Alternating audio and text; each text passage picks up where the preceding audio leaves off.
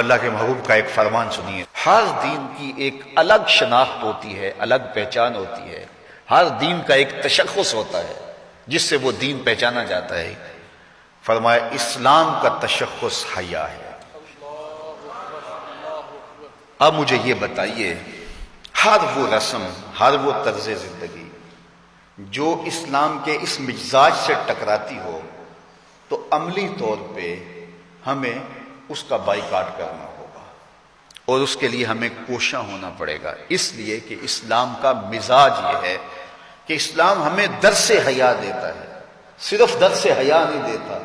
بلکہ رسول رحمت نے فرمایا ہر دین کی ایک الگ پہچان ہے، ایک شناخت ہے اس دین کی۔ اسلام کی شناخت حیا ہے، اور حیا ایک ایسی دولت ہے جب یہ روحوں میں اترتا ہے اور من میں سماتا ہے تو اللہ تعالیٰ جل شانہ کی رحمتیں اس شخص کے اوپر نازل ہوتی ہیں۔ سب سے زیادہ اس کائنات میں حیا کرنے والے، حدیث پاک میں آتا ہے حضور علیہ الصلوۃ والسلام کنواری لڑکی پردے میں جس طرح سمٹی ہوئی ہوتی ہے، فرمایا اس سے بھی زیادہ حیا کرنے والے تھے۔ تو ہمیں درس حیا کا دیا گیا، اور ایک مقام پہ یوں ارشاد فرمایا گیا کہ حیا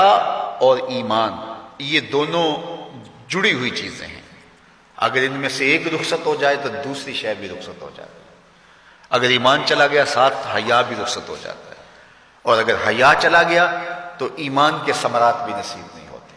تو حیا اور ایمان یہ دونوں آپس میں جڑی ہوئی چیزیں ہیں، ان میں سے ایک تم سے الگ ہوگی تو دوسری اس کے ساتھ ہی چلی جائے گی، ساتھ ہی رخصت ہو جائے گی۔ تو آج مغرب کی فکر کے حامل لوگ آج دلیلیں دیتے ہیں جناب پردہ تو آنکھ کا ہوتا ہے، پردہ تو جناب دل کا ہوتا ہے۔ میں کہتا ہوں دین کو تم زیادہ سمجھے ہو یا رسول اللہ کی اہلیہ سمجھیے، جن سے فرمائش حمیرہ سے دین سیکھو، وہ فرماتی ہیں جب حضور کا انتقال ہو گیا تو میں حضور کے حجرے میں جاتی تو معمولی اوڑھنی اوڑھ کے چلی جاتی کہ میرے شوہر کی قبر ہے، کوئی بات نہیں۔ فرمایا اس کے بعد حضرت صدیق اکبر کا وصال ہوا تو وہ بھی حضور کی قربت میں دفن ہوئے، تو میں پھر اس معمولی اوڑھنی کے ساتھ چلی جاتی، اس لیے کہ میں کہتی ایک میرا شوہر ہے دوسرا میرا باپ ہے، تو معمولی کپڑا لیتی اور میں چلی جاتی۔ فرمایا پھر حضرت عمر کا انتقال ہوا اور وہ بھی ساتھ دفن ہوئے، تو حضرت عائشہ رضی اللہ تعالیٰ عنہ فرماتی ہیں کہ واللہ ما دخلت الا وانا مشدودۃ علیہ صوبی حیاء من عمر، کہ اس کے بعد پھر میں کبھی نہیں گئی سوائے اس کے کہ میں خوب چادر سمیٹ کے اور پردہ کر کے جاتی، مجھے عمر سے حیا آتی۔ تو جو قبر میں اتر چکے ہیں ام المومنین تو اس سے بھی حیا کرتی ہیں اور اپنے کو سمیٹ لیتی ہیں، تو کیا رسول اللہ صلی اللہ علیہ وآلہ وسلم پر وہی جس خاتون کی آغوش میں اترتی رہی ہے ان سے زیادہ بھی کوئی دین جانے گا، ان سے زیادہ بھی کوئی سمجھدار ہو سکے گا؟ تو یہ اصطلاحات کہ جناب آنکھ کا پردہ ہوتا ہے اور دل کا پردہ ہوتا ہے، یہ ساری چیزیں مغرب کی طرف سے ہمارے اندر داخل کر دی گئی ہیں کہ اس قوم کو حیا کے جوہر سے خالی کر دیا جائے، کیونکہ وہ جانتے ہیں کہ ان کے رسول نے فرمایا ہے حیا اور ایمان لازم و ملزوم ہیں، ان میں سے ایک رخصت ہوگا تو دوسری چیز بھی رخصت ہو جائے گی۔ تو یہ ان کو اگر کہا جائے کہ ایمان کو ترک کر دیا جائے تو یہ تو کبھی بھی نہیں کریں گے، تو لہٰذا طریقہ یہ ہے ان کو بے حیا کیا جائے۔ جب حیا کا جوہر لٹ جائے گا تو پھر نتیجہ کیا ہے؟ ایمان کے ثمرات بھی ان کو نصیب نہیں ہوں گے، ان کے نام پھر مسلمانوں والے رہ جائیں گے، لیکن ایمان جو روح کی گہرائیوں میں اتر کر کے وہ جو حرارت اور جو نور پیدا کرتا ہے وہ ان کو نصیب نہیں ہوگا، اور یہ جو ہے وہ عجیب ایک بے چینی کی زندگی گزاریں گے، آدھا تیتر اور آدھا بٹیر، عجیب قسم کا یہ ایک